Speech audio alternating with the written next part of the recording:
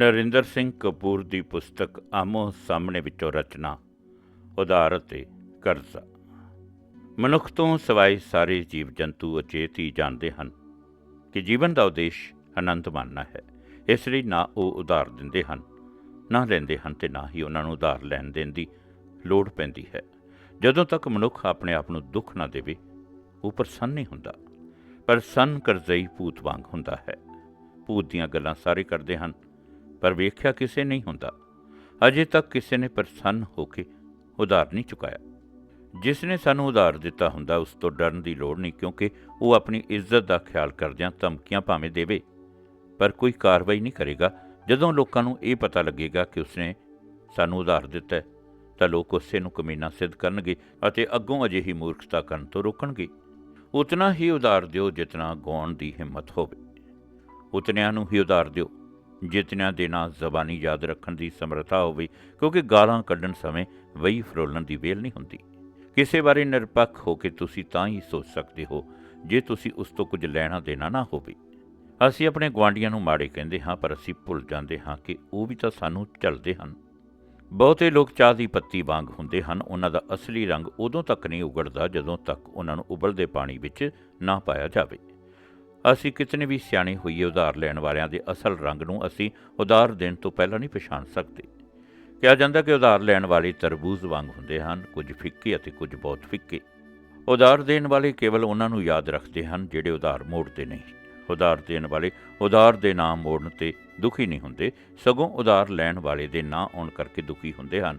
ਉਹਨਾਂ ਦੇ ਜਿਉਂਦੇ ਹੋਣ ਦਾ ਭਰੋਸਾ ਚਾਹੁੰਦੇ ਹਨ। ਉਧਾਰ ਲੈਣ ਵਾਲੇ ਸਾਰੇ ਇੱਕੋ ਜਿਹੇ ਨਹੀਂ ਹੁੰਦੇ, ਉਹਨਾਂ ਵਿੱਚ ਡੁੱਬਣ ਦੀ ਵੱਖੋ ਵੱਖਰੀ ਸਮਰੱਥਾ ਅਤੇ ਰਫ਼ਤਾਰ ਹੁੰਦੀ ਹੈ। ਉਧਾਰ ਲੈਣ ਦੇਣ ਵਾਲੇ ਆਪਸ ਵਿੱਚ ਲੁਕਣ ਮੀਚੀ ਖੇਡਦੇ ਹਨ। ਇਸ ਸੰਸਾਰ ਵਿੱਚ ਵਪਾਰਕ ਖੇਤਰ ਵਿੱਚ ਹਰੇਕ ਸਫਲ ਵਿਅਕਤੀ ਪਿੱਛੇ ਕਈ ਉਧਾਰ ਦੇਣ ਵਾਲੇ ਖਲੋਤੇ ਹੁੰਦੇ ਹਨ। ਮਹਾਨ ਉਹ ਹੈ ਜਿਹੜਾ ਉਧਾਰ ਲੈਣ ਦੇਣ ਉਪਰੰਤ ਵੀ ਮਹਾਨ ਲੱਗੇ। ਉਧਾਰ ਲੈਣ ਦੀ ਲੋੜ ਸਾਰਿਆਂ ਨੂੰ ਪੈਂਦੀ ਹੈ, ਪਰ ਕੋਈ ਵਿਰਲਾ ਹੀ ਹੁੰਦਾ ਹੈ ਜਿਹੜਾ ਇਸ ਇੱਛਾ ਉੱਤੇ ਕਾਬੂ ਪਾ ਲਵੇ। ਉਧਾਰ ਲੈਣਾ ਖਾਜ ਕਰਨ ਵਾਂਗੂ ਹੁੰਦਾ ਹੈ। ਅਨੰਤ ਆਵੇਗਾ ਪਰ ਇੱਜ਼ਤ ਛਿੱਲੀ ਜਾਵੇਗੀ। ਖਰਚੀਲੀਆਂ ਪਤਨੀਆਂ ਦੀ ਖੁਸ਼ੀ ਲਈ ਲੋੜ ਵਧੇਰੇ ਕਮਾਈ ਕਰਨ ਦੀ ਹੁੰਦੀ ਹੈ, ਪਰ ਉਹਨਾਂ ਦੇ ਪਤੀ ਅਕਸਰ ਉਧਾਰ ਲੈਣ ਬਾਰੇ ਸੋਚਦੇ ਹਨ। ਅਜਿਹੇ ਘਰਾਂ ਵਿੱਚ ਜੇ ਇੱਕ ਵਾਰੀ ਉਧਾਰ ਵੜ ਜਾਵੇ ਤਾਂ ਉਹ ਹਿਲਦੇ ਦੰਦ ਵਾਂਗ ਨਾ ਰੱਖਿਆ ਜਾ ਸਕਦਾ, ਨਾ ਕੱਢਿਆ ਜਾ ਸਕਦਾ। ਕਰਜ਼ੇ ਵਿੱਚ ਡੁੱਬੇ ਵਿਅਕਤੀ ਦੀ ਪਤਨੀ ਵਿਧਵਾ ਹੁੰਦੀ ਹੈ। ਜਿਹੜੇ ਜਵਾਨੀ ਵਿੱਚ ਉਧਾਰ ਲੈਣ ਲੱਗ ਪੈਣ, ਉਹਨਾਂ ਨੂੰ ਆਪਣਾ ਭਵਿੱਖ ਗਿਰਵੀ ਰੱਖਣਾ ਪੈਂਦਾ ਹੈ। ਜਿਹੜੇ ਕਰਜ਼ਾ ਲੈ ਕੇ ਪੁੱਤਰ ਦਾ ਵਿਆਹ ਕਰਦੇ ਹਨ, ਉਹਨਾਂ ਦੀ ਗਲਤੀ ਦੀ ਸਜ਼ਾ ਨੂੰਹ ਨੂੰ ਭੁਗਤਣੀ ਪੈਂਦੀ ਹੈ। ਕਰਜ਼ਾ ਆਮ ਕਰਕੇ ਰੁਪਏ ਪੈਸੇ ਦਾ ਹੁੰਦਾ ਹੈ, ਪਰ ਉਧਾਰ ਕਈ ਚੀਜ਼ਾਂ ਦਾ ਹੋ ਸਕਦਾ ਹੈ। ਪੁਸਤਕ ਦਾ, ਕਾਰ ਦਾ, ਹਥਿਆਰ ਦਾ, ਰਸੋਈ ਦੀਆਂ ਵਸਤਾਂ ਦਾ, ਬਿਸਤਰਿਆਂ ਦਾ, ਆਉਣ ਜਾਣ ਲਈ ਵਰਤੀਆਂ ਜਾਂਦੀਆਂ ਚੀਜ਼ਾਂ ਦਾ। ਸੌਖ ਲਈ ਉਧਾਰ ਵੀ ਵਧੇਰੇ ਕਰਕੇ ਰੁਪਏ ਪੈਸੇ ਦਾ ਹੋਣ ਲੱਗ ਪਿਆ ਹੈ। ਜਦੋਂ ਸਮਾਜ ਛੋਟਾ ਸੀ ਅਤੇ ਜੀਵਨ ਦੀ ਚਾਲ ਮੱਠੀ ਸੀ, ਤਾਂ ਲੈਣ ਦੇਣ ਵਾਲੇ ਦਾ ਆਪਸੀ ਰਿਸ਼ਤਾ ਅਪਣੱਤ ਅਤੇ ਸਦਭਾਵਨਾ ਵਾਲਾ ਸੀ। ਉਹ ਲੋਕ ਇੱਕ ਦੂਜੇ ਨੂੰ ਪੀੜ੍ਹੀਆਂ ਤੋਂ ਜਾਣਦੇ ਹੁੰਦੇ ਸਨ ਅਤੇ ਦੋਹਾਂ ਧਿਰਾਂ ਦਾ ਸਭ ਕੁਝ ਪ੍ਰਤੱਖ ਸੀ। ਹੁਣ ਜਦੋਂ ਮਨੁੱਖ ਵੱਡੀਆਂ ਆਬਾਦੀਆਂ ਵਿੱਚ ਰਹਿੰਦਾ, ਉਹ ਆਪਣੀ ਅਸਲੀਅਤ ਨੂੰ ਛੁਪਾਉਣ ਵਿੱਚ ਵਧੇਰੇ ਨਿਪੁੰਨ ਹੋ ਗਿਆ ਹੈ। ਅਜੋਕਾ ਮਨੁੱਖ ਚਾਦਰ ਵੇਖ ਕੇ ਵਧੇਰੇ ਪੈਰ ਹੀ ਨਹੀਂ ਪਸਾਰਦਾ, ਸਗੋਂ ਚਾਹੁੰਦਾ ਹੈ ਕਿ ਚਾਦਰ ਵੀ ਉਧਾਰੀ ਹੋਵੇ। ਜੋ ਹਾਲ ਅਸੀਂ ਧਰਮਸ਼ਾਲਾ ਦੇ ਭਾਂਡਿਆਂ ਅਤੇ ਬਿਸਤਰਿਆਂ ਦਾ ਕਰਦੇ ਹਾਂ, ਉਹ ਹਾਲ ਹੀ ਅਸੀਂ ਦੂਜਿਆਂ ਦੀ ਕਮਾਈ ਨਾਲ ਕਰਨਾ ਚਾਹੁੰਦੇ ਹਾਂ। ਉਧਾਰ ਲੈਣਾ ਉਤਨਾ ਲੋੜ ਅਧੀਨ ਨਹੀਂ ਹੁੰਦਾ ਜਿਤਨਾ ਆਦਤ ਵਸ ਹੁੰਦਾ ਹੈ।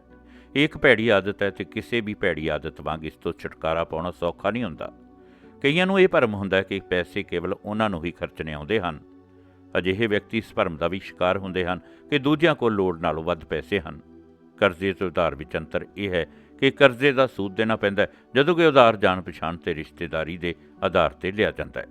ਅਸੀਂ ਕਰਜ਼ਾ ਮੋੜਨ ਨੂੰ ਆਪਣਾ ਫਰਜ਼ ਸਮਝਦੇ ਹਾਂ, ਪਰ ਉਧਾਰ ਮੋੜਨ ਨੂੰ ਆਪਣੀ ਮਰਜ਼ੀ ਸਮਝਦੇ ਹਾਂ। ਆਮ ਕਰਕੇ ਕਰਜ਼ਾ ਕਿਸੇ ਵੱਡੇ ਕੰਮ ਵਾਸਤੇ ਅਤੇ ਉਧਾਰ ਅਚਾਨਕ ਆਉਣ ਪਏ ਖਰਚ ਨੂੰ ਪੂਰਨ ਵਾਸਤੇ ਲਿਆ ਜਾਂਦਾ ਹੈ। ਅਕਸਰ ਵੇਖਿਆ ਗਿਆ ਕਿ ਆਪਣੀਆਂ ਲੋੜਾਂ ਦੀ ਪੂਰਤੀ ਲਈ ਸਾਡੇ ਕੋਲ ਧਨ ਹੁੰਦਾ ਹੈ, ਪਰ ਇਛਾਵਾਂ ਦੀ ਪੂਰਤੀ ਲਈ ਅਸੀਂ ਉਧਾਰ ਲੈਂਦੇ ਹਾਂ। ਹਰ ਮਨੁੱਖ ਵਿੱਚ ਅਸਲੀਅਤ ਨਾਲੋਂ ਵੱਡਾ ਪ੍ਰਤੀਤ ਹੋਣ ਦੀ ਸੁਭਾਵਿਕ ਤਾਂਘ ਹੁੰਦੀ ਹੈ। ਇਸ ਤਾਂਘ ਦੀ ਪੂਰਤੀ ਲਈ ਅਸੀਂ ਉਧਾਰ ਲੈਂਦੇ ਹਾਂ। ਜਿਤਨਾ ਮਕਾਨ ਸਾਨੂੰ ਆਪਣੀਆਂ ਲੋੜਾਂ ਲਈ ਚਾਹੀਦਾ ਹੁੰਦਾ ਹੈ, ਉਸ ਨਾਲੋਂ ਵੱਡਾ ਮਕਾਨ ਪਾਉਣ ਦੀ ਇੱਛਾ ਅਧੀਨ ਬਣਾਵਟੀ ਮਜਬੂਰੀ ਉਪਜਾ ਕੇ ਅਸੀਂ ਦੋਸਤਾਂ, ਮਿੱਤਰਾਂ, ਰਿਸ਼ਤੇਦਾਰਾਂ ਨੂੰ ਅਰੰਭੇ ਯੱਗ ਵਿੱਚ ਤਿਲ ਫੁੱਲ ਪਾਉਣ ਲਈ ਕਹਿੰਦੇ ਹਾਂ। ਮਕਾਨ ਪਾਉਣ ਦਾ ਅਮਲ ਬਿਨਾਂ ਰਿਹਰਸਲ ਦੇ ਨਾਟਕ ਕਰਨ ਵਾਂਗ ਹੁੰਦਾ ਹੈ। ਸੋ ਨਾ ਕੇਵਲ ਉਧਾਰ ਚੁੱਕਣ ਲਈ ਭੱਜ ਦੌੜ ਵਧੇਰੇ ਕਰਨੀ ਪੈਂਦੀ ਹੈ, ਕਈ ਵਾਰੀ ਰਾਮ ਦੀ ਥਾਂ ਰਾਵਣ ਦੀ ਵੀ ਪੂਜਾ ਕਰਨੀ ਪੈਂਦੀ ਹੈ।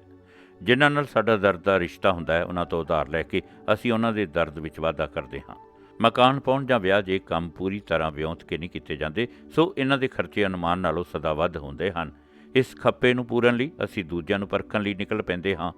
ਕਰਜ਼ੇ ਦਾ ਵਿਆਜ ਛੜੱਪੇ ਮਾਰਦਾ ਹੈ, ਸੋ ਸਾਡਾ ਪਹਿਲਾ ਯਤਨ ਵਿਆਜ ਰਹਿਤ ਉਧਾਰ ਲੈਣ ਦਾ ਹੁੰਦਾ ਹੈ। ਉਧਾਰ ਲੈਣ ਲਈ ਝੂਠ ਬੋਲਣਾ ਪੈਂਦਾ ਹੈ। ਝੂਠ ਬੋਲਣਾ ਕੇਵਲ ਬੱਚਿਆਂ ਲਈ ਪਾਪ ਹੁੰਦਾ ਹੈ। ਪ੍ਰੇਮੀਆਂ ਲਈ ਝੂਠ ਬੋਲਣਾ ਇੱਕ ਕਲਾ ਹੈ। ਛੜੇ ਲਈ ਝੂਠ ਬੋਲਣਾ ਮਜਬੂਰੀ ਹੈ ਅਤੇ ਉਧਾਰ ਲੈਣ ਵਾਲੇ ਲਈ ਝੂਠ ਬੋਲਣਾ ਹੀ ਸੱਚ ਬੋਲਣਾ ਹੁੰਦਾ ਹੈ। ਸੱਚ ਬੋਲ ਕੇ ਉਧਾਰ ਨਹੀਂ ਮਿਲਦਾ। ਉਧਾਰ ਵਿੱਚ ਚਿੰਤਾ ਛੁਪੀ ਹੋਈ ਹੁੰਦੀ ਹੈ। ਲੈਣ ਦੇਣ ਤੋਂ ਮਗਰੋਂ ਹੀ ਪਤਾ ਲੱਗਦਾ ਹੈ ਕਿ ਕਿਹੜੀ ਧਿਰ ਨੇ ਚਿੰਤਾ ਕਰਨੀ ਹੈ। ਉਧਾਰਲੇ ਪੈਸੇ ਜਲਦੀ ਖਰਚ ਹੋ ਜਾਂਦੇ ਹਨ, ਇਸ ਕਰਕੇ ਇਹਨਾਂ ਨੂੰ ਮੋੜਨ ਵਿੱਚ ਦੇਰ ਤੇ ਅਕਸਰ ਬਹੁਤ ਦੇਰ ਲੱਗਦੀ ਹੈ। ਕਹਿੰਦੇ ਹਨ, ਕਲਮ, ਪੋਥੀ, ਘੋੜੀ ਤੇ ਤਲਵਾਰ ਉਧਾਰ ਨਹੀਂ ਦੇਣੀਆਂ ਚਾਹੀਦੀਆਂ, ਕਿਉਂਕਿ ਇਹ ਮੁੜਦੀਆਂ ਨਹੀਂ। ਜੇ ਅਰਦਾਸ ਕਰਨ ਨਾਲ ਅਤੇ ਮਿੰਨਤ ਨਾਲ ਮੁੜ ਵੀ ਪੈਣ ਤਾਂ ਇਹ ਸਬੂਤੀਆਂ ਨਹੀਂ ਮੁੜਦੀਆਂ। ਉਧਾਰ ਦੇਣ ਨਾਲ ਕੋਈ ਦੁਸ਼ਮਣ ਤਾਂ ਨਹੀਂ ਬਣਦਾ, ਪਰ ਦੋਸਤ ਨਹੀਂ ਰਹਿੰਦੇ। ਆਪਣੇ ਕਿਸੇ ਦੋਸਤ ਨੂੰ ਉਧਾਰ ਦੇ ਕੇ ਵੇਖੋ, ਨਾ ਉਧਾਰ ਮੁੜੇਗਾ, ਨਾ ਦੋਸਤ ਰਹੇਗਾ। ਕਹਿੰਦੇ ਹਨ, ਦੋਸਤ ਨਾਲ ਬਹਿਸ ਨਹੀਂ ਕਰਨੀ ਚਾਹੀਦੀ, ਦੋਸਤ ਨੂੰ ਉਧਾਰ ਨਹੀਂ ਦੇਣਾ ਚਾਹੀਦਾ, ਦੋਸਤ ਦੀ ਬੀਵੀ ਨਾਲ ਇਕੱਲਿਆਂ ਗੱਲ ਨਹੀਂ ਕਰਨੀ ਚਾਹੀਦੀ। ਇਹ ਸਾਰੇ ਵਰਤਾਰੇ ਵਿਗਾੜ ਅਤੇ ਸ਼ੱਕ ਉਪਜਾਉਂਦੇ ਹਨ। ਘੱਟ ਕਮਾਉਣ ਵਾਲੇ ਪੁੱਤਰ ਟੱਬਰ ਨੂੰ ਤਬਾਹ ਨਹੀਂ ਕਰਦੇ, ਉਧਾਰ ਲੈਣ ਵਾਲੇ ਕਰਦੇ ਹਨ, ਕਿਉਂਕਿ ਇਹ ਉਧਾਰ ਅਕਸਰ ਪਿਤਾ ਨੂੰ ਲਾਉਣੇ ਪੈਂਦੇ ਹਨ।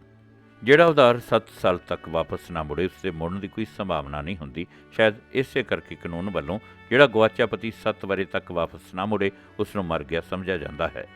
ਨਸ਼ੀਲੇ ਪਦਾਰਥ ਉਧਾਰ ਨਹੀਂ ਮਿਲਦੇ, ਕਿਉਂਕਿ ਅਜਿਹੇ ਪਦਾਰਥ ਖਰੀਦਣ ਵਾਲੇ ਵਿਅਕਤੀ ਕੇਵਲ ਭਵਿੱਖ ਬਾਰੇ ਸੋਚਦੇ ਹਨ, ਅਤੀਤ ਬਾਰੇ ਨਹੀਂ, ਅਤੇ ਉਹ ਅਤੀਤ ਵਿੱਚ ਲਿਆ ਉਧਾਰ ਲਾਉਣਾ ਭੁੱਲ ਜਾਂਦੇ ਹਨ। ਉਧਾਰ ਲੈਣ ਵਾਲਾ ਉਧਾਰ ਦੇਣ ਵਾਲੇ ਨਾਲੋਂ ਭਾਵੇਂ ਇੱਜ਼ਤ ਦੇ ਪੱਖੋਂ ਨੀਵਾਂ ਹੁੰਦਾ ਹੈ, ਪਰ ਉਹ ਆਸ਼ਾਵਾਦੀ ਵਧੇਰੇ ਹੁੰਦਾ ਹੈ, ਕਿਉਂਕਿ ਉਸ ਨੂੰ ਆਸ ਹੁੰਦੀ ਹੈ ਕਿ ਉਹ ਉਧਾਰ ਚੁਕਾਉਣ ਲਈ ਜਿਉਂਦਾ ਰਹੇਗਾ। ਅਜਿਹਾ ਵਿਅਕਤੀ ਜਾਣਦਾ ਹੁੰਦਾ ਕਿ ਸ਼ਾਹੂਕਾਰ ਦੀ ਖੁਸ਼ੀ ਵਿਆਜ ਵਿੱਚ ਹੁੰਦੀ ਹੈ, ਮੂਲ ਵਿੱਚ ਨਹੀਂ। ਮੂਲ ਦੇ ਮੁਕਾਬਲੇ ਵਿਆਜ ਬੜਾ ਥੋੜ੍ਹਾ ਹੁੰਦਾ ਹੈ, ਸੋ ਉਧਾਰ ਲੈਣ ਵਾਲੇ ਨੂੰ ਪ੍ਰਤੀਤ ਹੁੰਦਾ ਹੈ ਕਿ ਵਿਆਜ ਸੌਖਿਆਂ ਹੀ ਦਿੱਤਾ ਜਾ ਸਕੇਗਾ। ਜਿਨ੍ਹਾਂ ਨੇ ਕਰਜ਼ੇ ਲਏ ਹਨ, ਉਹ ਜਾਣਦੇ ਹਨ ਕਿ ਮੂਲ ਵਾਪਸ ਕਰਨਾ ਸੌਖਾ ਹੁੰਦਾ ਹੈ, ਪਰ ਵਿਆਜ ਦੇਣਾ ਔਖਾ ਹੁੰਦਾ ਹੈ। ਉਧਾਰ ਦੇਣ ਵਾਲੇ ਅਦਾਰੇ ਸਭ ਤੋਂ ਪਹਿਲਾਂ ਇਹ ਵੇਖਦੇ ਹਨ ਕਿ ਉਧਾਰ ਮੰਗਣ ਵਾਲੇ ਕੋਲ ਆਪਣੀ ਪੂੰਜੀ ਕਿਤਨੀ ਹੈ। ਜੇ ਉਸ ਕੋਲ ਪੂੰਜੀ ਦੀ ਥਾਂ ਕੇਵਲ ਵਿਉਂਤਾਂ ਅਤੇ ਸੁਪਨੇ ਹਨ, ਤਾਂ ਉਸ ਦੇ ਖੇਤ ਵਿੱਚ ਫਸਲ ਦੀ ਥਾਂ ਨਦੀਨ ਵਧੇਰੇ ਹੋਣਗੇ। ਜੇ ਤੁਸੀਂ ਕਿਸੇ ਨੂੰ ਉਸ ਦੀ ਆਪਣੀ ਪੂੰਜੀ ਨਾਲੋਂ ਵਧੇਰੇ ਕਰਜ਼ਾ ਜਾਂ ਉਧਾਰ ਦੇਵੋਗੇ, ਤਾਂ ਤੁਸੀਂ ਨਿਰਸੰਦੇਹ ਆਪਣੀ ਤਲਵਾਰ ਉਸ ਨੂੰ ਸੌਂਪ ਕੇ ਕੇਵਲ ਮਿਆਨ ਅਤੇ ਢਾਲ ਆਪਣੇ ਕੋਲ ਰੱਖ ਰਹੇ ਹੋਵੋਗੇ। ਨਿੱਕੇ ਨਿੱਕੇ ਉਧਾਰਾਂ ਨਾਲ ਰਿਸ਼ਤਾ ਨਿੱਘਾ ਹੁੰਦਾ ਹੈ, ਪਰ ਵੱਡੇ ਕਰਜ਼ਿਆਂ ਅਤੇ ਉਧਾਰਾਂ ਨਾਲ ਇਹ ਅਕਸਰ ਵਿਗੜਦਾ ਹੈ। ਉਧਾਰ ਲੈਣ ਵਾਲੇ ਸਦਾ ਕਾਹਲੀ ਵਿੱਚ ਹੁੰਦੇ ਨੇ, ਅਤੇ ਕਾਹਲੀ ਚਿੰਤਾ ਦਾ ਸਰਨਾਮਾ ਹੁੰਦੀ ਹੈ। ਉਧਾਰ ਲਿਆ ਪੈਸਾ ਕਾਹਲੀ ਨਾਲ ਖਰਚਿਆ ਜਾਂਦਾ ਹੈ, ਸੋ ਇਹ ਬੜੀ ਜਲਦੀ ਮੁੱਕ ਜਾਂਦਾ ਹੈ ਅਤੇ ਹੋਰ ਉਧਾਰ ਲੈਣ ਦੀ ਲੋੜ ਪੈਂਦੀ ਹੈ। ਜੇ ਕੋਈ ਵਿਅਕਤੀ ਅਚਾਨਕ ਤੁਹਾਡੀ ਪ੍ਰਸ਼ੰਸਾ ਕਰਨ ਲੱਗ ਪਵੇ ਅਤੇ ਉਸ ਨੂੰ ਅਚਾਨਕ ਤੁਹਾਡੇ ਛੁਪੇ ਗੁਣ ਵਿਖਾਈ ਦੇਣ ਲੱਗ ਪੈਣ, ਤਾਂ ਸੁਚੇਤ ਹੋਣ ਦੀ ਲੋੜ ਹੈ, ਕਿਉਂਕਿ ਹੋ ਸਕਦਾ ਹੈ ਕਿ ਉਸਨੇ ਤੁਹਾਡੀ ਜੇਬ ਦੀ ਡੂੰਘਾਈ ਅਤੇ ਵਿਸ਼ਾਲਤਾ ਮਾਪ ਲਈ ਹੋਵੇ। ਜਿਹੜੇ ਮਾਪੇ ਆਪਣੇ ਬੱਚਿਆਂ ਨੂੰ ਲੋੜ ਨਾਲੋਂ ਵਧੇਰੇ ਪੈਸੇ ਦਿੰਦੇ ਹਨ, ਉਹ ਬੱਚਿਆਂ ਵਿੱਚ ਲਾਲਚ ਅਤੇ ਲਾਪਰਵਾਹੀ ਨੂੰ ਵਧਾਉਂਦੇ ਹਨ ਅਤੇ ਉਹਨਾਂ ਵਿੱਚ ਆਮਦਨ ਤੋਂ ਵੱਧ ਖਰਚਣ ਦੀ ਭੈੜੀ ਆਦਤ ਪਾਉਂਦੇ ਹਨ। ਜਿਹੜਾ ਤੁਹਾਡਾ ਉਧਾਰ ਵਾਪਸ ਨਹੀਂ ਕਰਦਾ, ਉਸ ਨਾਲ ਗੁੱਸੇ ਜਾਂ ਨਾਰਾਜ਼ ਨਾ ਹੋਵੋ। 10 ਵਰ੍ਹੇ ਮਗਰੋਂ ਵੇਖਣਾ ਉਸ ਦਾ ਕੀ ਹਾਲ ਹੋਵੇਗਾ। ਤੁਹਾਨੂੰ ਉਧਾਰ ਵਾਪਸ ਨਾ ਮੋੜਨ ਦੇ ਬਾਵਜੂਦ ਬੜੀ ਤਸੱਲੀ ਮਿਲੇਗੀ। ਜਿਹੜਾ ਵਿਅਕਤੀ ਜਿਤਨਾ ਵਧੇਰੇ ਉਧਾਰ ਚੁੱਕਦਾ ਹੈ, ਉਤਨੀ ਹੀ ਉਸ ਦੀ ਦੁਨੀਆ ਸੌੜੀ ਹੁੰਦੀ ਜਾਂਦੀ ਹੈ। ਚੰਗਾ ਤਾਂ ਇਹੀ ਹੈ ਕਿ ਕਿਸੇ ਨੂੰ ਵੀ ਇਤਨੀ ਖੁੱਲ੍ਹ ਨਾ ਦਿਓ ਕਿ ਉਹ ਤੁਹਾਡੇ ਮੂੰਹ ਉੱਤੇ ਤੁਹਾਡੀ ਪ੍ਰਸ਼ੰਸਾ ਕਰ ਸਕੇ, ਕਿਉਂਕਿ ਅਜਿਹਾ ਵਿਅਕਤੀ ਪ੍ਰਸ਼ੰਸਾ ਉਧਾਰ ਮੰਗਣ ਦੀ ਭੂਮਿਕਾ ਵਜੋਂ ਹੀ ਕਰ ਰਿਹਾ ਹੁੰਦਾ ਹੈ। ਸਵਾਰਥ ਤੋਂ ਬਿਨਾਂ ਸਤਿਕਾਰ ਤਾਂ ਕੀਤਾ ਜਾ ਸਕਦਾ ਹੈ, ਪਰ ਕਿਸੇ ਦੀ ਪ੍ਰਸ਼ੰਸਾ ਨਹੀਂ ਕੀਤੀ ਜਾ ਸਕਦੀ। ਜਿਹੜੇ ਬੁਢਾਪੇ ਵਿੱਚ ਕਿਸੇ ਨੂੰ ਉਧਾਰ ਦਿੰਦੇ ਹਨ, ਉਹ ਆਪਣੇ ਮਨ ਦਾ ਚੈਨ ਗੁਆਉਂਦੇ ਹਨ। ਬੁੱਢਿਆਂ ਵਿੱਚ ਪਛਤਾਵੇ ਦੀ ਭਾਵਨਾ ਕਾਰਨ ਉਹਨਾਂ ਦੇ ਗੋਡੇ ਹੀ ਨਹੀਂ, ਉਹਨਾਂ ਦਾ ਮਨ ਵੀ ਪੈ ਜਾਂਦਾ ਹੈ। ਉਧਾਰ ਲੈਣ ਵਾਲੇ ਸ਼ਾਹੂਕਾਰ ਕੋਲ ਮੁਰਗੀ ਦੇ ਅੰਡਿਆਂ ਵਾਂਗ ਇੱਕ ਇੱਕ ਕਰਕੇ ਪ੍ਰਗਟ ਹੁੰਦੇ ਹਨ। ਉਹ ਸ਼ਾਹੂਕਾਰ ਨੂੰ ਬੰਨ੍ਹਣ ਲਈ ਰੇਸ਼ਮ ਦੀ ਰੱਸੀ ਵਰਤਦੇ ਹਨ, ਪਰ ਉਹਨਾਂ ਨੂੰ ਪਤਾ ਨਹੀਂ ਹੁੰਦਾ ਕਿ ਗੰਢਾਂ ਸ਼ਾਹੂਕਾਰ ਨੇ ਮਾਰਨੀਆਂ ਹੁੰਦੀਆਂ ਹਨ। ਜੇ ਤੁਸੀਂ ਆਪਣਾ ਸਤਿਕਾਰ ਆਪ ਕਰਦੇ ਹੋ, ਤਾਂ ਤੁਸੀਂ ਉਧਾਰ ਨਹੀਂ ਲਵੋਗੇ, ਕਿਉਂਕਿ ਕਿਸੇ ਨੂੰ ਵੀ ਆਪਣੀ ਇੱਜ਼ਤ ਗਵਾਉਣ ਅਤੇ ਨਿਰਲੱਜ ਹੋਏ ਬਿਨਾਂ ਉਧਾਰ ਲੈਣ ਦਾ ਖਿਆਲ ਹੀ ਨਹੀਂ ਆਉਂਦਾ। ਜਿਹੜੇ ਕਿਸ਼ਤਾਂ ਵਿੱਚ ਉਧਾਰ ਲਾਉਂਦੇ ਹਨ, ਉਹਨਾਂ ਨੂੰ ਉਧਾਰ ਮੋੜਨ ਦੀ ਤਸੱਲੀ ਹੁੰਦੀ ਹੈ, ਪਰ ਪ੍ਰਾਪਤ ਕਰਨ ਵਾਲੇ ਨੂੰ ਰਕਮ ਮੋੜਨ ਦੀ ਤਸੱਲੀ ਨਹੀਂ ਹੁੰਦੀ। ਜੇ ਕੋਈ ਵਿਅਕਤੀ ਵਾਅਦੇ ਅਨੁਸਾਰ ਉਧਾਰ ਵਾਪਸ ਕਰ ਦੇਵੇ, ਤਾਂ ਅਗਲੀ ਵਾਰੀ ਉਹ ਵਧੇਰੇ ਮੰਗੇਗਾ। ਜਦੋਂ ਉਸ ਨੂੰ ਤੁਹਾਡੀ ਸਰਹੱਦ ਦਾ ਪਤਾ ਲੱਗ ਜਾਵੇਗਾ, ਤਾਂ ਉਹ ਅੰਤਲਾ ਉਧਾਰ ਵਾਪਸ ਨਹੀਂ ਕਰੇਗਾ। ਜੇ ਹਰ ਉਧਾਰ ਵਾਪਸ ਹੀ ਕਰਨਾ ਹੈ, ਤਾਂ ਲੈਣ ਦਾ ਕੀ ਅਰਥ? ਉਧਾਰ ਲੈਣ ਵਾਲਿਆਂ ਦੇ ਅਸੂਲ ਨਹੀਂ ਹੁੰਦੇ, ਕਿਉਂਕਿ ਕਿਸੇ ਅਸੂਲ ਅਨੁਸਾਰ ਝੂਠ ਨਹੀਂ ਬੋਲਿਆ ਜਾ ਸਕਦਾ, ਅਤੇ ਝੂਠ ਬੋਲੇ ਬਿਨਾਂ ਉਧਾਰ ਨਹੀਂ ਲਿਆ ਜਾ ਸਕਦਾ।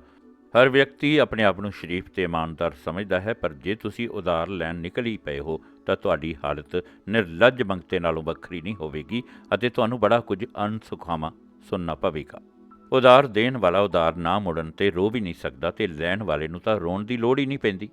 ਖਰਚੇ ਅਕਸਰ ਆਮਦਨ ਤੋਂ ਅੱਗੇ ਲੰਘ ਜਾਂਦੇ ਹਨ, ਪਰ ਅਸੀਂ ਭੁੱਲ ਜਾਂਦੇ ਹਾਂ ਕਿ ਇਹ ਗੱਲ ਸਾਰਿਆਂ ਨਾਲ ਵਾਪਰਦੀ ਹੈ। ਜੇ ਪੈਸੇ ਦੀ ਕੀਮਤ ਜਾਣਨੀ ਚਾਹੁੰਦੇ ਹੋ ਤਾਂ ਉਧਾਰ ਮੰਗ ਕੇ ਵੇਖੋ। ਹੁਣ ਉਧਾਰ ਲੈਣ ਦੇਣ ਦਾ ਯੁੱਗ ਲੰਘ ਗਿਆ ਹੈ। ਜੇ ਲੈਣਾ ਹੀ ਪਵੇ ਤਾਂ ਕਰਜ਼ਾ ਲੈਣਾ ਚਾਹੀਦਾ ਹੈ, ਕਿਉਂਕਿ ਸਾਡੇ ਵਿੱਚ ਕਰਜ਼ਾ ਲਾਉਣ ਦੀ ਹਿੰਮਤ ਹੁੰਦੀ ਹੈ, ਉਧਾਰ ਲਾਉਣ ਦੀ ਯੋਗਤਾ ਨਹੀਂ ਹੁੰਦੀ। ਧਨ ਨਾਲ ਸਮੱਸਿਆਵਾਂ ਸੁਲਝਦੀਆਂ ਹਨ, ਪਰ ਬਹੁਤੇ ਧਨ ਨਾਲ ਉਪਜਦੀਆਂ ਹਨ ਅਤੇ ਉਧਾਰ ਨਾਲ ਸਮੱਸਿਆਵਾਂ ਗੁੰਝਲਦਾਰ ਹੋ ਜਾਂਦੀਆਂ ਹਨ। ਜਿਹੜੇ ਸਮੇਂ ਦੇ ਪਾਬੰਦ ਹੁੰਦੇ ਹਨ ਉਹ ਉਧਾਰ ਨਹੀਂ ਲੈਂਦੇ, ਕਿਉਂਕਿ ਜਿਸ ਵਿੱਚ ਸਮੇਂ ਦਾ ਸੰਜਮ ਹੈ ਉਸ ਵਿੱਚ ਬਾਕੀ ਸਾਰੇ ਸੰਜਮ ਵੀ ਹੋਣਗੇ। ਜਿਨ੍ਹਾਂ ਨੂੰ ਵਰਤ ਰੱਖਣ ਦੀ ਆਦਤ ਹੁੰਦੀ ਹੈ ਉਹ ਵੀ ਉਧਾਰ ਨਹੀਂ ਲੈਂਦੇ। ਜਿਹੜੇ ਸੈਰ ਜਾਂ ਕਸਰਤ ਕਰਦੇ ਹਨ ਉਹ ਵੀ ਉਧਾਰ ਨਹੀਂ ਲੈਂਦੇ। ਜਿਹੜੇ ਦੇਰ ਨਾਲ ਉੱਠਦੇ ਹਨ ਉਹ ਉਧਾਰ ਲੈਂਦੇ ਹਨ। ਇਹੀ ਹਨ ਜਿਹੜੇ ਝੂਠ ਬੋਲਦੇ ਹਨ, ਬਹਾਨੇ ਲਾਉਂਦੇ ਹਨ। ਤੇਜ਼ ਉਹੀ ਟੁਰਦੇ ਹਨ ਜਿਨ੍ਹਾਂ ਨੂੰ ਦੇਰ ਹੋ ਗਈ ਹੋਵੇ। ਉਧਾਰ ਉਹੀ ਲੈਂਦੇ ਹਨ ਜਿਨ੍ਹਾਂ ਦੀ ਚਾਦਰ ਛੋਟੀ ਹੁੰਦੀ ਹੈ ਪਰ ਪੈਰ ਵੱਡੇ ਹੁੰਦੇ ਹਨ। ਕੰਬਲ ਦੀ ਬੁੱਕਲ ਮਾਰੀ ਜਾ ਸਕਦੀ ਹੈ, ਇਸ ਦਾ ਕੋਟ ਨਹੀਂ ਸਵਾਇਆ ਜਾ ਸਕਦਾ। ਉਧਾਰੇ ਕੋਟ ਨਾਲੋਂ ਆਪਣਾ ਕੰਬਲ ਚੰਗਾ ਹੁੰਦਾ ਹੈ।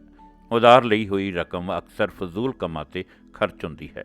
ਤੁਹਾਡੀ ਸਹਿਣਸ਼ੀਲਤਾ ਉਦੋਂ ਪਰਖੀ ਜਾਵੇਗੀ ਜਦੋਂ ਉਧਾਰ ਵਾਪਸ ਨਾ ਮੁੜਨ ਉੱਤੇ ਵੀ ਤੁਸੀਂ ਧੀਰਜ ਨਾਲ ਪੇਸ਼ ਆਵੋਗੇ। ਜੇ ਤੁਹਾਡਾ ਨਵਾਂ ਵਿਆਹ ਹੋਇਆ ਹੈ ਅਤੇ ਉਧਾਰ ਦੇਣ ਵਾਲਾ ਵਿਅਕਤੀ ਜਵਾਨ ਹੈ ਤਾਂ ਉਧਾਰ ਨਾ ਲਵੋ। ਕਹਿੰਦੇ ਹਨ ਉਧਾਰ ਲੈਣ ਵਿੱਚ ਸੁਸਤੀ ਵਿਖਾਓ ਪਰ ਲਾਉਣ ਵਿੱਚ ਚੁਸਤੀ। ਇਹ ਵੀ ਕਹਿੰਦੇ ਹਨ ਕਿ ਰੁੱਝੇ ਹੋਏ ਬੰਦੇ ਨੂੰ ਵਿਹਲੜ ਮਿਲ ਨਹੀਂ ਆਉਂਦੇ, ਅੱਗ ਉੱਤੇ ਪਏ ਪਤੀਲੇ ਨੇੜੇ ਮੱਖੀਆਂ ਨਹੀਂ ਆਉਂਦੀਆਂ। ਸੰਜਮ ਵਿਅਕਤੀ ਕੋਲ ਥੁੜਦਾ ਰੋਗ ਨਹੀਂ ਪਹੁੰਚਦਾ।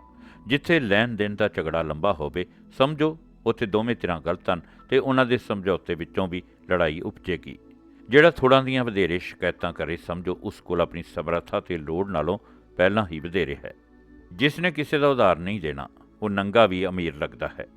ਕਈ ਵਿਅਕਤੀਆਂ ਨੂੰ ਭਰਮ ਹੁੰਦਾ ਹੈ ਕਿ ਉਹਨਾਂ ਦੀ ਯਾਦ ਸ਼ਕਤੀ ਕਮਜ਼ੋਰ ਹੋ ਗਈ ਹੈ, ਪਰ ਜੇ ਉਹਨਾਂ ਨੂੰ ਕਿਸੇ ਵੱਲ ਦਿੱਤਾ ਹੋਇਆ ਉਧਾਰ ਯਾਦ ਹੋਵੇ ਤਾਂ ਇਹ ਸਬੂਤ ਹੈ ਕਿ ਉਹਨਾਂ ਦੀ ਯਾਦ ਸ਼ਕਤੀ ਠੀਕ ਹੈ। ਕਿਸੇ ਤੋਂ ਖਹਿੜਾ ਛਡਾਉਣ ਦਾ ਇੱਕ ਸੌਖਾ ਤਰੀਕਾ ਹੈ ਉਸ ਦੀ ਛੋਟੀ ਜਿਹੀ ਕਿਸੇ ਘਾਟ ਨੂੰ ਪਛਾਣੋ ਅਤੇ ਪੂਰੀ ਕਰਨ ਲਈ ਉਧਾਰ ਦਿਓ। ਕਹਿੰਦੇ ਹਨ ਸੰਸਾਰ ਵਿੱਚ ਕੇਵਲ ਦੋ ਨਸਲਾਂ ਹਨ, ਉਧਾਰ ਲੈਣ ਵਾਲੇ ਅਤੇ ਉਧਾਰ ਦੇਣ ਵਾਲੇ। ਲੈਣ ਵਾਲੇ ਦੇਣ ਵਾਲਿਆਂ ਨਾਲੋਂ ਉਚੇਰੀ ਨਸਲ ਵਾਲੇ ਹੁੰਦੇ ਹਨ। ਦੇਣ ਵਾਲੇ ਜੋੜਦੇ ਹਨ, ਲੈਣ ਵਾਲੇ ਖਰਚਦੇ ਹਨ। ਉਧਾਰ ਦੇਣ ਵਾਲੇ ਲੈਣ ਵਾਲਿਆਂ ਨਾਲੋਂ ਵਧੇਰੇ ਲਾਲਚੀ ਹੁੰਦੇ ਹਨ। ਕਿਤਾਬਾਂ ਉਧਾਰੀਆਂ ਲੈਣ ਵਾਲੇ ਗਿਆਨ ਦੇ ਖੇਤਰ ਵਿੱਚ ਮਹਿਮੂਦ ਗਜ਼ਨੀ ਹੁੰਦੇ ਹਨ, ਜਿਹੜੇ ਦੂਜਿਆਂ ਦੀਆਂ ਲਾਇਬ੍ਰੇਰੀਆਂ ਤਬਾਹ ਕਰ ਦਿੰਦੇ ਹਨ। ਪੁਰਸ਼ਾਂ ਦੇ ਮੁਕਾਬਲੇ ਇਸਤਰੀਆਂ ਨਾ ਕੇਵਲ ਘੱਟ ਉਧਾਰ ਲੈਂਦੀਆਂ ਹਨ, ਸਗੋਂ ਉਧਾਰ ਲਾਉਣ ਦੇ ਪੱਖੋਂ ਵਧੇਰੇ ਸੁਚੇਤ ਤੇ ਇਮਾਨਦਾਰ ਵੀ ਹੁੰਦੀਆਂ ਹਨ। ਇਸਤਰੀਆਂ ਉਧਾਰ ਲੈਣ ਨੂੰ ਆਪਣੀ ਬੇਇੱਜ਼ਤੀ ਸਮਝਦੀਆਂ ਹਨ। ਉਹਨਾਂ ਵਿੱਚ ਕੱਪੜੇ ਤੇ ਗਹਿਣੇ ਆਦਿ ਉਧਾਰ ਲੈਣ ਦੀ ਬਿਰਤੀ ਹੁੰਦੀ ਹੈ, ਪਰ ਉਹ ਪਹਿਲੀ ਵੇਲ ਵਿੱਚ ਹੀ ਉਧਾਰ ਲਾਉਂਦੀਆਂ ਹਨ। ਉਧਾਰ ਦੋ ਢੰਗਾਂ ਨਾਲ ਹੀ ਲਾਇਆ ਜਾ ਸਕਦਾ ਹੈ, ਆਪਣੀ ਆਮਦਨ ਵਧਾਉਣ ਨਾਲ ਅਤੇ ਆਪਣੇ ਖਰਚੇ ਘਟਾਉਣ ਨਾਲ। ਨਹੀਂ ਤਾਂ ਉਧਾਰ ਤੁਹਾਡੀ ਥਾਲੀ ਵਿੱਚੋਂ ਅੱਧਾ ਭੋਜਨ ਖਾ ਜਾਵੇਗਾ। ਦੋਸਤ ਉਧਾਰ ਦਿੰਦਾ ਹੈ, ਦੁਸ਼ਮਣ ਵਾਪਸ ਮੰਗਦਾ ਹੈ। ਕਰਜ਼ੇ ਪੁਰਾਣੇ ਹੋਣ ਵਿੱਚ ਦੇਰ ਨਹੀਂ ਲੱਗਦੀ। ਪੁਰਾਣੇ ਕਰਜ਼ੇ ਨਿੱਤ ਨਵੇਂ ਝਗੜੇ ਸਿਰਜਦੇ ਹਨ। ਜਿਹੜਾ ਵਿਅਕਤੀ ਉਧਾਰ ਚੁੱਕ ਕੇ ਮਕਾਨ ਪਾਉਂਦਾ ਹੈ ਉਸ ਨੂੰ ਮਕਾਨ ਵੇਚ ਕੇ ਹੀ ਉਧਾਰ ਲਾਉਣਾ ਪੈਂਦਾ ਹੈ। ਅਜਿਹਾ ਵਿਅਕਤੀ ਬੂਟ ਪਾ ਕੇ ਤੈਰਨ ਦਾ ਯਤਨ ਕਰਦਾ ਹੈ। ਜਿਵੇਂ ਨਿੱਕੇ ਬੱਚੇ ਵਧੇਰੇ ਰੋਂਦੇ ਹਨ, ਉਵੇਂ ਹੀ ਨਿੱਕੇ ਉਧਾਰ ਦੇਣ ਵਾਲੇ ਵਾਪਸ ਲੈਣ ਲਈ ਵਧੇਰੇ ਰੌਲਾ ਪਾਉਂਦੇ ਹਨ। ਕਿਸੇ ਕੰਜੂਸ ਤੋਂ ਕਦੇ ਵੀ ਉਧਾਰ ਨਾ ਲਵੋ, ਨਹੀਂ ਤਾਂ ਉਧਾਰ ਲੈ ਕੇ ਘਰ ਵਿੱਚ ਚੋਰ ਵਾੜਨ ਵਾਲੀ ਗੱਲ ਹੋਵੇਗੀ। ਉਧਾਰ ਕੇਵਲ ਸੰਕਟ ਵਿੱਚ ਲੈਣਾ ਚਾਹੀਦਾ ਹੈ। ਹਰੇਕ ਮੌਕੇ ਲਈ ਉਧਾਰ ਲੈਣਾ ਭੈੜੀ ਅਤੇ ਮਹਿੰਗੀ ਆਦਤ ਹੈ। ਕੋਈ ਵੀ ਇਤਨਾ ਗਿਆ ਗੁਜ਼ਰਿਆ ਨਹੀਂ ਹੁੰਦਾ ਕਿ ਉਸ ਤੋਂ ਕੋਈ ਉਧਾਰ ਮੰਗਣ ਨਾ ਆਇਆ ਹੋਵੇ, ਅਤੇ ਕੋਈ ਵੀ ਅਜਿਹਾ ਨਹੀਂ ਹੁੰਦਾ ਜਿਸ ਦਾ ਸਾਰਾ ਉਧਾਰ ਉਸ ਦੀ ਤਸੱਲੀ ਅਨੁਸਾਰ ਵਾਪਸ ਮੁੜ ਆਇਆ ਹੋਵੇ। ਧੰਨਵਾਦ।